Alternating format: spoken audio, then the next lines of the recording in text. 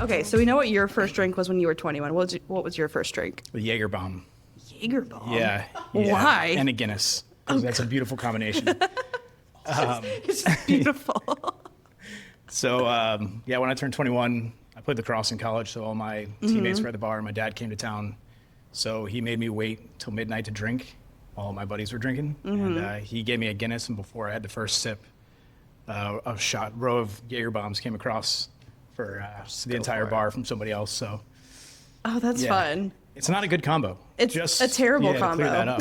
It's awful combo. It's a mix. So That's 6 of those later, and then, I mean, they all start tasting the same after a while. that's true. That's Mine true. was a Long Island iced tea. So I'm like, ooh, it's going to taste like iced tea. Wrong. Nope. Oh, my God. I was like, oh, my God, this is terrible. And my cousin, she's like, well, you got to drink it. And I'm like, this is so bad. I don't remember what else I had, but I just remember I just remember the Long Island iced tea. Yeah, those are that's a tough first drink. Yeah. Yeah. But I think I had like 2 more after that, and then we just bopped around to all the other bars. It was a wild time. Good time. Welcome to All Up in Your Business podcast with me, your host, Kayleigh Bain, where I help tell the stories of local businesses in the area of Raleigh, Durham, Cary, anywhere, honestly. And so today I am with Albatross in downtown Cary, which I'm super jammed. So why don't you guys introduce yourself? Here, you can hold the non-mic club. Hey, I'm Paul Wasman, and with me is, Sean Ryan. and we're the owners of the Albatross. Sweet. So the whole point of this podcast is to tell your story. Since there's 2 of you, and I've never had 2 people with me before, this is fun. So I guess whoever wants to tell us kind of where you guys got started, how did Albatross come to be? So take us to the way back machine. So going all the way back, Sean and I met. He also owns Crosstown Pub next door, and I was the original head brewer at Bond Brothers here in Cary. So when we opened, Bond was just right after Crosstown opened, and we started going in there for lunch, and that's where Sean and I met. We started playing golf together, and really we blamed the Albatross on $1.50 margaritas. We ended up going with one of our best friends after a golf tournament, and he convinced us to book round trip flights to London with him. And we did. We went to London kind of on a whim and went to a bunch of pubs. Sean actually did a lot of market research that he brought back to Crosstown back then. This was now 7 or 8 years ago that we went to London. We hit up a bunch of English pubs. We went to Belgium and hit some of the old classic sour breweries, Cantillon, Driefonteinen, which at the time Bond was known for their sour beer. Actually, right before we went to London, we could not have planned this any better. We had planned this trip, and Bond Brothers won silver at the Great American Beer Festival in sour, which is one of the largest beer festivals in the world. And so we, right after that, we went to London together, and it was when we were over there, Sean and I started talking about opening a business. I think we had originally talked about, maybe a cidery in downtown Cary, but we were very invested in Cary. We loved it, but it's a long time ago. When Bond Brothers opened, it was Bond, Crosstown, and Pharmacy. There wasn't much to downtown. It's incredible looking out now and seeing all these apartments and these businesses that are flourishing, and Town of Cary opening the new downtown Cary Park, and really this has started to become a hub. And to just see all of that happen between when he and I first started talking about putting our own unique offering into this kind of incredible ecosystem that has become downtown Cary to what it is today, we could have never imagined it. But we always felt like we needed, more entertainment, more things to do. We're big fans of going out and doing things, whether throwing cornhole, playing golf, throwing darts, playing pool. We both enjoy being active and socializing, and so this was something that we felt would be good, and it was a good time to do it. Anything you'd add on how? It was the most expensive $1.50 margaritas we've ever had in our lives. No, that was pretty well covered. Just the fact that we're very, both of us live downtown Cary.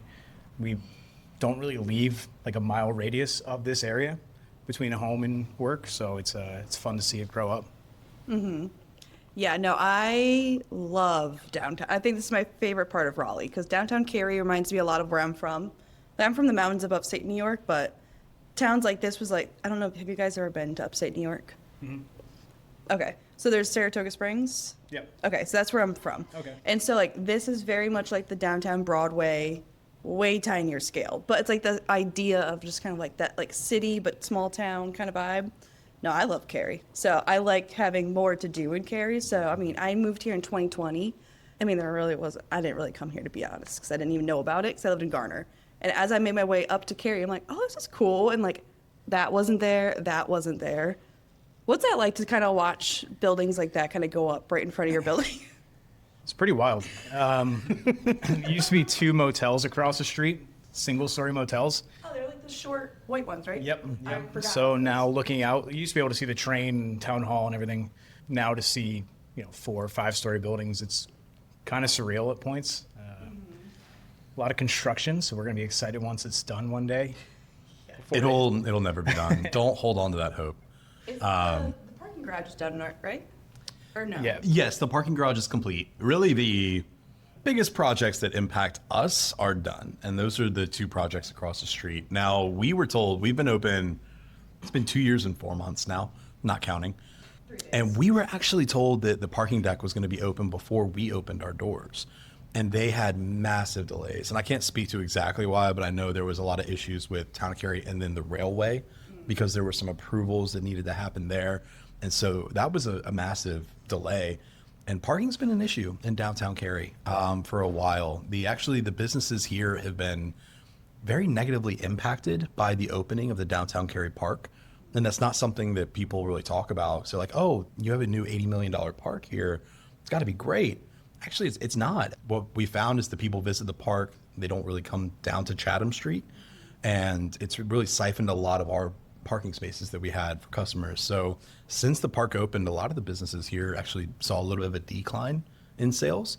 So we're all very excited with the parking deck because it's been a little over a month now. And everybody we've spoken to has felt the impact already, that we do have parking spaces and it's coming. It's great to see the build and the progress. I'll say that we still maintain our regulars. We still see the same people that I saw on a bar stool across town 8-9 years ago. They live in downtown Cary, they're here, and then we just meet new incredible people every day who are moving into these apartments here, and the demographic definitely is changing. That's one thing we kind of hope for with the apartments as well, is you're going to see more people across the age groups move to Cary, because a lot of the single families and the young families got kind of priced out.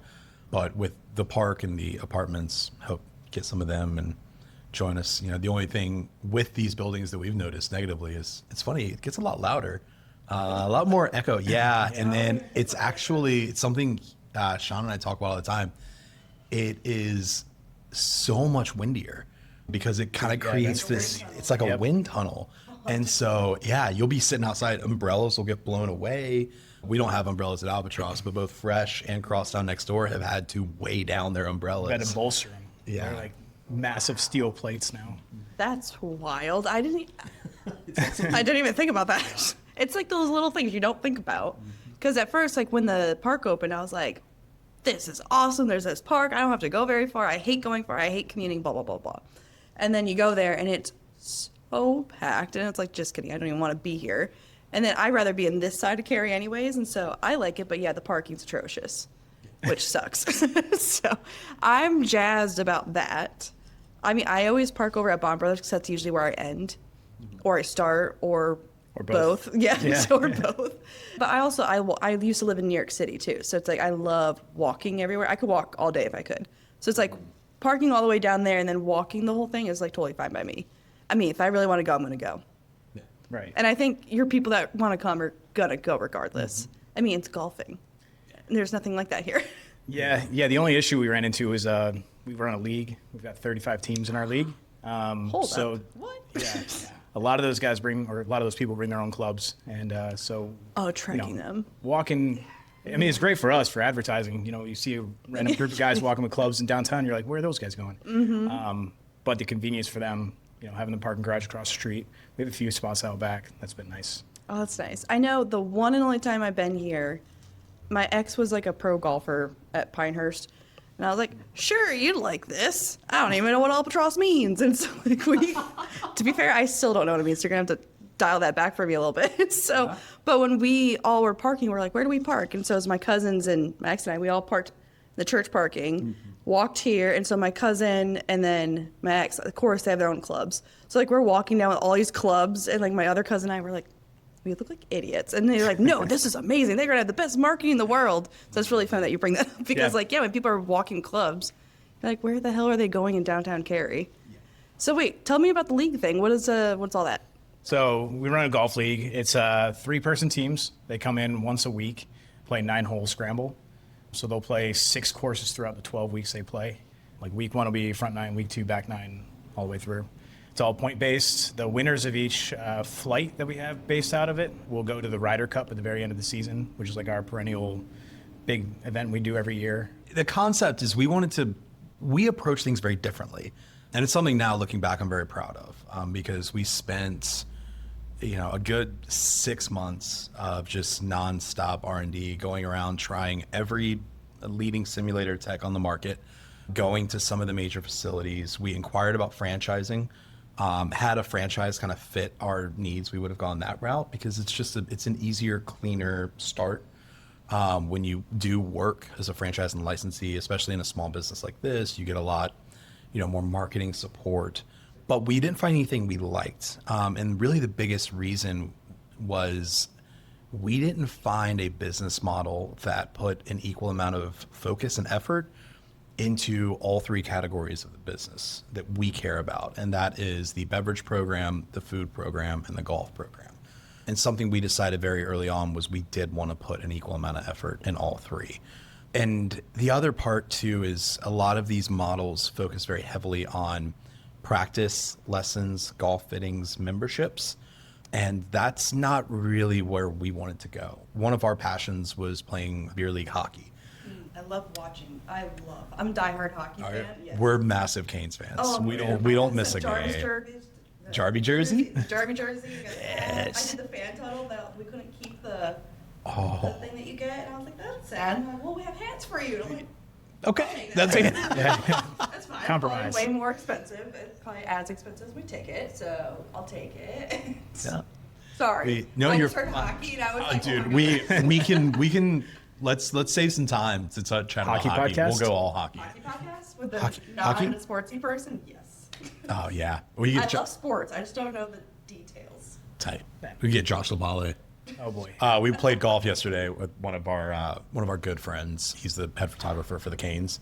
Oh, cool. And so we always get low down on everything. He's like, oh, this is awesome. We talked a lot on He's a very so sweet much gentleman. I will keep the golf first. I'll just drive your car, Okay. and then we can all chat. Yes, 100%. I'm really good at driving the golf cart. But yeah, beer league hockey. We played for years. I actually ran a league. So I was the director. I founded the league, and it was built on community. We wanted to really create a hockey league that you didn't really care if you win or lost. It was more about having some beers in the parking lot. And because of that, with the concept that we cultivated in there, what we found was aggression on the rink went down a lot because you got to know other people. You were not allowed to sign up a team. You could only sign up as an individual. And so for that reason, over the course of a year, you would play on 4 different teams with completely different rosters. Well, you end up getting to know everybody in the league. And so we really enjoyed that. We thought it was a great way to run it. And we brought that into our league. Now, you do sign up your team here, but we don't weigh handicaps, meaning that whatever skill you are as a golfer, we don't bring that in because you're coming in with a team. And we don't want you to go out and find stud golfers to play. We want you to come in with a couple of your buddies and have a great time. We have everywhere from former professional golfers who played on tour to amateurs who've never played a round of golf in their life. And we flight them accordingly, and we offer 5 flights in our league. So no matter where you are in skill, we have something for you and you will enjoy it. And we found that we have 130 golfers in our league. We have over 70 golfers on the waiting list, and 27 of our 30 teams from last season re-signed up for next. or for this season. And we expect that retention rate to hold pretty firm. And so we're pretty proud of how we've structured the league. We do have a very tight-knit community now among our league members who, come in on their off days. They'll call up, see, hey, how did this other team do? We're curious, did we come in first place this week? And then that all kind of culminates. We take all of the winners out for our Ryder Cup event. We do 2 of those a year, as Sean mentioned. Our last one we did last weekend, we got everybody team apparel. We actually created a live scoring app. So you entered your scores and you could track how the teams were doing throughout the event. It was a all day. We were out there 8 hours, I think, 7 hours. 8 to 5, yeah. Yeah, and it was an incredible event. And that's something that we get a lot of great feedback from our players after that and say, just last night we were in and a couple of our players were like, yeah, we came back after that with like a newfound drive to win this season so we can be eligible for the next one. We can't ask for anything more than that. So we do love that. And yeah, we're sitting here like with 70 golfers on the waiting list. How do we get more golfers in? How do we do this? And there's nowhere to go. We can't grow up. Like, we can't put a third simulator in. So I think this is just kind of where we are now, is there's always going to be a waiting list. I think at this point, by the end of the year, we will have more players on the waiting list than we will have in the league. And we have teams now that have been in the league for 2 years who are here every Tuesday night for 2 years, and they have no intention of ever letting that go. So it's a good feeling. Yeah, and it's also, it's a great problem to have where you have more people wanting to play, and it's like, 'cause it always sucks to try to be filling up last second, where for us, when we opened up to the waiting list, I think the record was we filled up in 3 minutes. 6 minutes. 6 minutes, 6 yep. minutes, yep. So Wow. That's wild. that's a little bit of a so stressful cool. day, but Oh, I'm sure you're like shitting your pants a little bit, but Yeah. It was one of those where he's like, are you ready? Are you opening this document? And then, so I'm sitting at my computer watching this document and he's watching the other one. And it's a stressful time, but it's fun. that's so cool. Oh my gosh, I did not realize like it was a whole thing going on here. That's awesome. So then back me up a little bit. What's Albatross mean? So an Albatross is either a hole-in-one on a par 4, or if you hole out on your second shot in a par 5. Statistically, it's more rare than a regular hole-in-one. An Albatross is 100 times more rare than a hole-in-one. It's a score of 3 under par. So you have par, you have birdie, which is 1 under par, eagle is 2 under par, Albatross is 3 under par. I think you only see like a handful of Albatross a year on the PGA Tour and Live and the professional tours. They're very, very rare. Even now, every single year you watch the Masters, they will replay a clip from 12, 13 years ago when one of the Masters players, Louis O, I cannot pronounce his last name, but he got an Albatross on a par 5, and they show it every single year multiple times because it's just that rare. And so we kind of identify there of, in building this and designing the Albatross Golf Club, we wanted to be, rare. This is something unique. It's something we're very proud of. And Sean and I are not the golfers that are probably going to get an Albatross on the golf course. But That's fair. Yeah. this is the equivalent of getting an Albatross for us. We're very proud of it and something we can hang our hat on. Knowing that's actually makes me love this place even more. That's so cool. I did not know that. Granted, I didn't know what Albatross even meant, but like knowing that and like then the backstory too, I think that is so cool. So one of the reasons we chose the simulator system, we'll kind of pivot here. We chose this system, really, there were 2 metrics that were very important to us. One was the kind of user interface, ease of use, and then being accommodating to all players and non-players as well, and then also being very accurate. So for the non-players and players, we've had a group of people come in who've never swung a golf club in their life, and they were with us for 3 hours because there's putt-putt games and there are arcade games that you can play, and you can choose whether to hit a shot with a golf club or an iron, or you can choose to putt. So whether you've ever played golf before or not, there's something for everybody.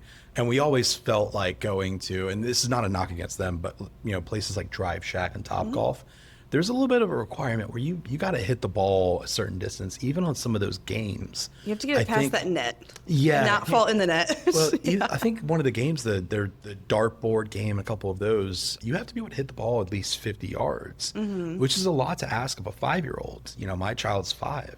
So from that aspect, it's not very inclusive.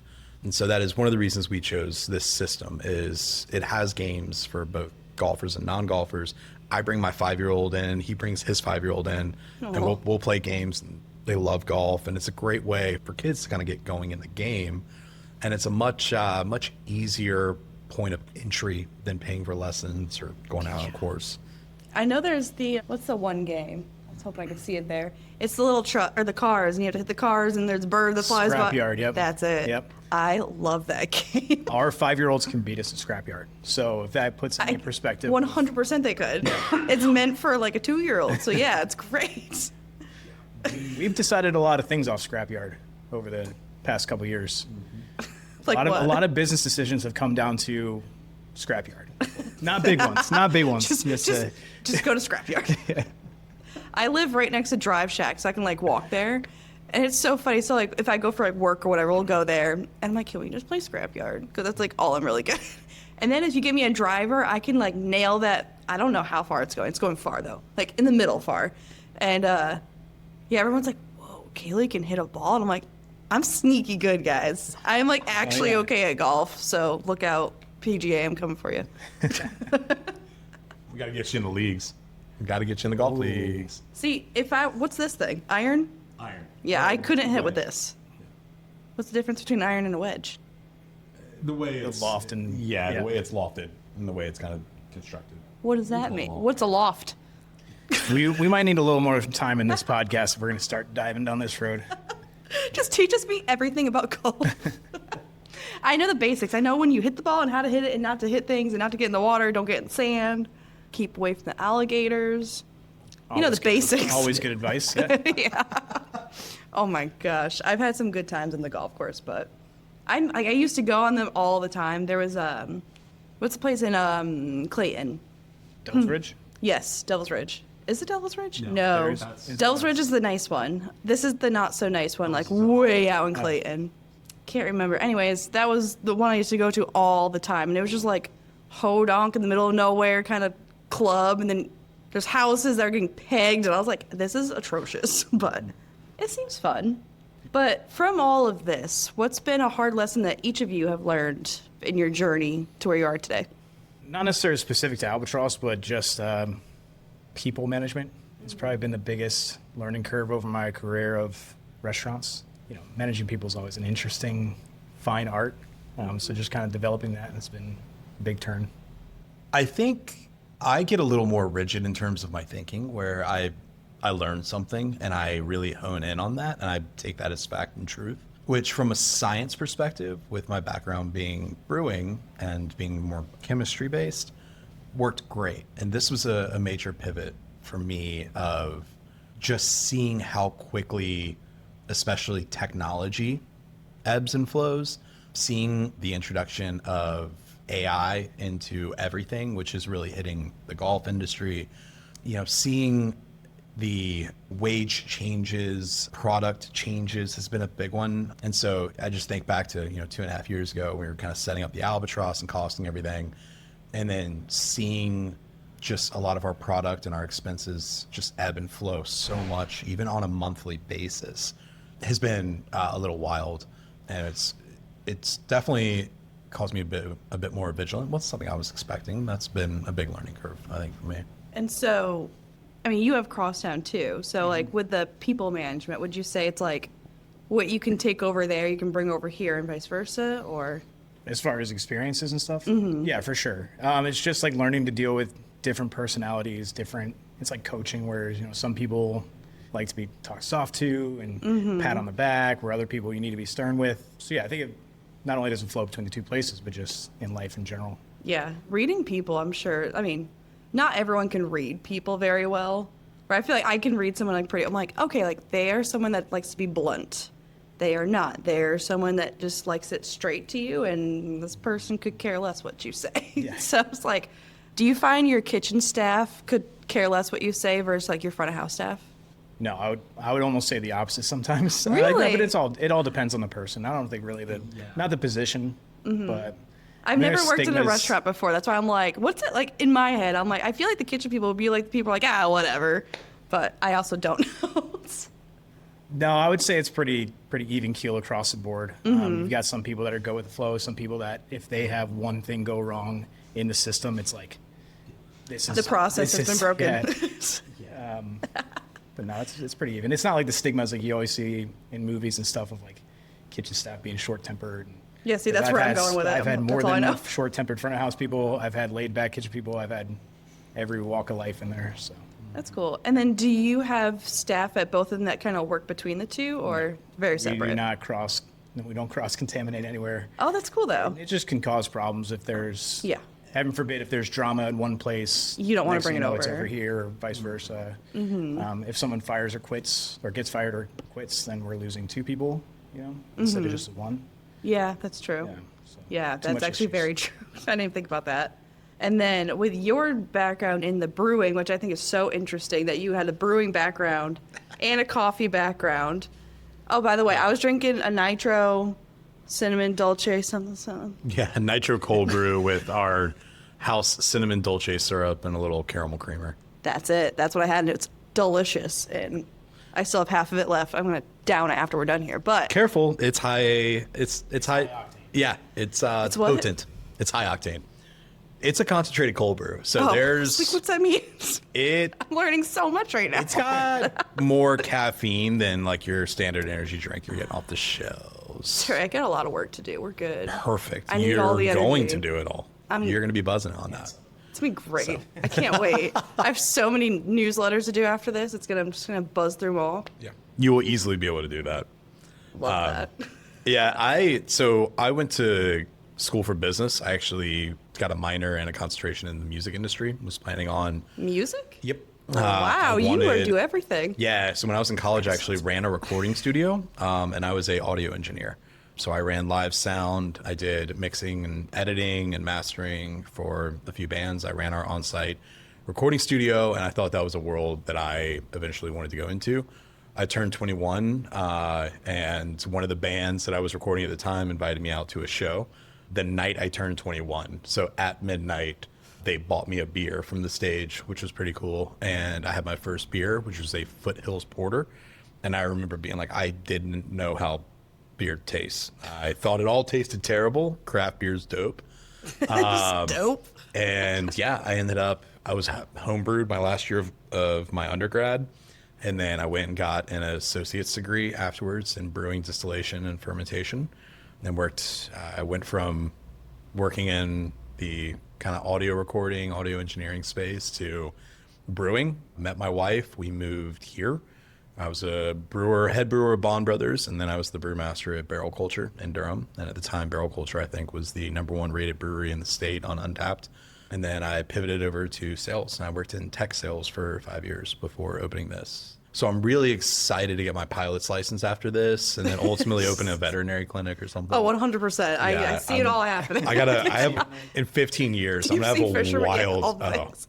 I'm gonna have a wild autobiography at the end of this, but That yeah. is so funny because like usually when I'm talking to people or like not on the podcast, but I'll talk to people about like my past. They're like, Jesus Christ, like what you say, like Renaissance woman. I'm like, yeah, I mean I've done it all because I get very bored. I have ADHD, so I'm like, all right, what's next? What's the next hobby? And then that turns into the next job, and I'm like, what's next? And it's not always the most fun, but it's fun like learning things. And then, I mean like Albatross, like going from brewing to this, which is pretty cool. Where are you from originally? North Carolina. North Carolina. Born Are and you bred, also in yeah. North Carolina? Connecticut, but I've been here since '94, so pretty much from here. Okay, yeah. Yeah. So you're basically a local. And then Went you. to Cary Elementary, Davis Drive Middle, Cary High. So Oh yeah. Oh all no, Cary. you're local. You're such a local, He claims it at this point. right? I'm like, when do I get to say like I'm officially a local? But it's only been 6 years since 2020, the Well, day the world shut down. for Cary Raleigh standards, yeah, you're pretty much a local now. Yeah, that's true. That's very true. So then, as we wrap up, what's a piece of advice you'd give someone wanting to open up their own business? Plan for everything and expect it to all go wrong, and then plan how to fix it. It's probably I have a lot to say on this. This could probably be an entire podcast. I would say the first thing is I think a lot of people will say, you know, you need to be an expert in your field. I don't necessarily agree with that. I just think it takes a certain type of personality. And I think you need to be humble. You need to be willing to ask for help, and you need to be okay with not being the smartest person in the room. And I think a lot of people enter into entrepreneurship coming from fields and from careers where they were highly respected, they did very well, and they dive in. And I think you need to be willing to ask for help. You need to have mentorship.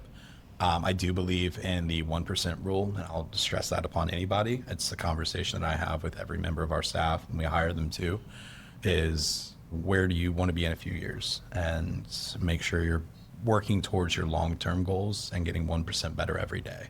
You know, whether that is physically and you are, you know, working out, you're exercising, whether that is mentally where you're reading, you're growing, you're continuing your education, or it's, you know, emotionally and you're seeking help to be more emotionally sound and understanding more about yourself. But I do believe getting a little bit better every day, being humble, and always hire people that are 10% smarter than you at the job that they're doing. I think that's the number one. I think that's the number one issue I see a lot of the time is people are a little bit, you know, what's the mantra? It's hire fast, promote faster, fire fastest.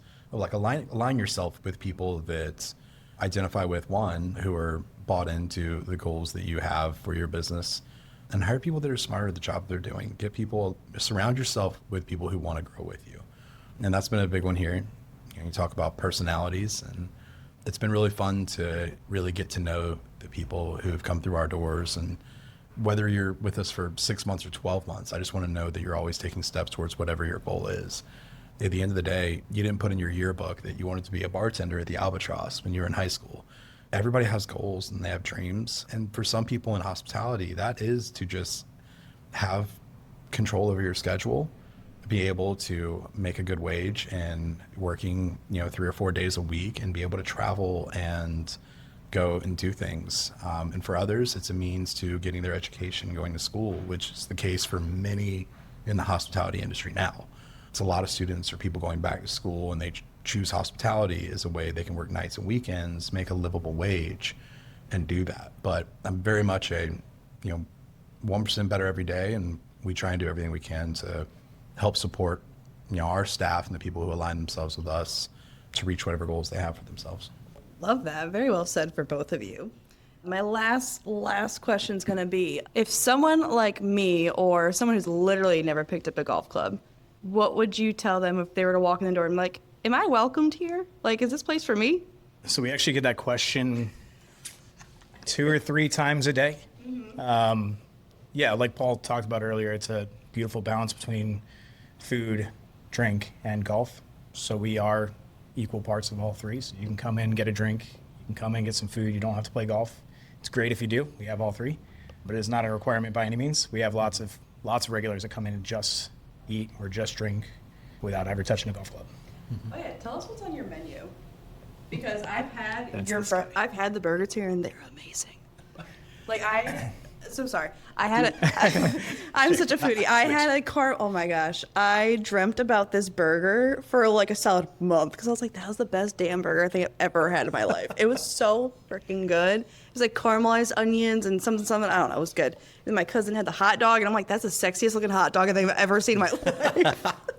Yeah. Kind of going back to the franchising thing, that's one of the biggest reasons we didn't franchise, was there was a lot of what I kind of call the chili style, or like, you know, microwavable pre-prepared food. Mm-hmm. And we didn't want to do that. We wanted to put in a very equal focus on our food program and our beverage program. So starting with beverage, 3 of our most popular cocktails are on draft. We do that because we use 2 to 3 pounds per gallon of fresh fruit. We macerate that fruit for 24 to 36 hours, which is a process of extracting all the oils and as much flavor as you can out of the fruit without using heat, which damages a lot of those compounds in the fruit. And then we mix those up and put them in a keg under CO2. And so it maintains that fresh fruit flavor because once fruit comes in contact with oxygen, it starts deteriorating within really 24 hours. So we do keg those. So we have a very robust cocktail program in the sense that we spend a lot of time on it. And then for the food side, we actually spent about 6 months before we opened R&Ding smash burgers. We knew this was something that would do well in downtown Cary. We have a limited size in our kitchen. We actually operate our kitchen like a food truck, so it is very limited. If you see our food menu, you can kind of tell. Also the tater tots. And the tater. So the tots are so good. It's our house seasoning, but yeah, we figured out from a flat top and from a lot of our kitchen equipment, it was all designed for making smash burgers. We have a electric flat top that we chose because it has a 3/4 inch piece of steel surface. So for heat retention and for making smash burgers, it works really, really well. Besides grinding our own meat and baking our own bread, everything else we do in house. So we make all of our sauces fresh, all of our toppings, ingredients. The burger you're talking about was actually the first burger we R&D'd. It's a black truffle chili sauce that I've been making for 5 years. It is balsamic caramelized onions and maple bacon. It's called the Ace. It's one of our most popular burgers. I'm drooling thinking about it right now. It's just so good. If you haven't been, you have to come do all the other things. Do you still have that burger? Okay, you have to get that burger. Yeah. Okay, good. I was like, if you don't have that, I'll be very sad. But no, I thought it was very cool that you're very limited menu. Because for someone like me, again, with ADHD, I don't like a lot of options. I'm like, I just need like 2. And even then I'm struggling. So I usually make like the waiter away. I'm like, what's your favorite? Like, what do you like? I've done that across town before. I'm like, Well, have you seen I like everything. I don't know what I want. Have you seen the Baskin-Robbins study that they did? So there's an incredible study. I highly recommend it for anybody, especially aspiring entrepreneurs or anybody working in the hospitality, food and beverage space. They did 2 groups of people, and they gave one group 3 options for ice cream: vanilla, chocolate, strawberry. And they gave another group a plethora of options. And then what they did is after they got their ice cream and enjoyed it, they rated their satisfaction. And they found that the people that were only given 3 options were considerably happier with the experience than the people with more options, because they weren't thinking about everything they didn't get. They were thinking about the one thing they got and enjoyed. I've never been of the mind that we're not the place that's going to have something for everybody. If you bring a group of 6 or 8, there's going to be some members of your party who are going to be disappointed. There's a lot of wonderful restaurants in downtown Cary that have a salad and they have some different options for you. That's not what we can offer. But if you're wanting the best smash burger in Cary, You're coming to we're the Albatross. spot. If you are craving a burger at 4 p.m. on a Wednesday, we're the spot for you. And that's where we've gotten to. We've got regulars now who drive from Durham once or twice a month. We have people visiting us from all over the Triangle now to come in for burgers. And that's the highest praise that I could get for our food program. 100%. Yeah. Tots, hot dogs, and hamburgers. You can't go wrong. Well, we don't have hot dogs anymore. Oh, you know? Okay, so No, hot dogs and you Can't tots. go wrong with that combo. Yeah. But I mean, you can go wrong because I mean, if I'm going to get a hot dog, I'm just going to go to Durham Bulls game because that's like where you go for a hot dog. They call them glizzies. Glizzies. Yeah. I just heard that for the first. I'm like, what are you calling it? Why is it called a glizzy? What does that mean? Is there something like behind this? I just don't. It's honestly, it's a great question. It's just become so synonymous with a hot dog. We actually need to look into that. Okay, I so is actually that don't something- know where that originated.